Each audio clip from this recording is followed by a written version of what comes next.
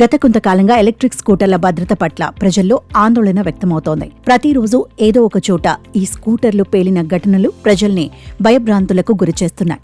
తాజాగా అలాంటి ఘటనే గ్రేటర్ నోయిడాలో తీవ్ర కలకలం రేపింది. ఒక డెలివరీ బాయ్ బైక్పై ఆర్డర్ పూర్తి చేయడానికి వెళుతుండగా ఇతని ఈ స్కూటర్ ఊహించని విధంగా మంటల్లో చిక్కుకోవడంతో ఆందోళన మరింత తీవ్రమైంది.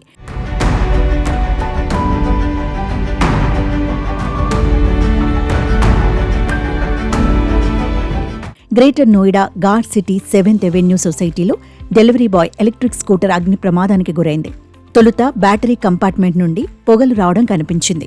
ఆ తర్వాత స్కూటర్ మంటలు అంటుకొని పేలిపోయింది. దీంతో ఎలక్ట్రిక్ వాహనాల భద్రతపై అనేక ప్రశ్నలు తలెత్తుతున్నాయి.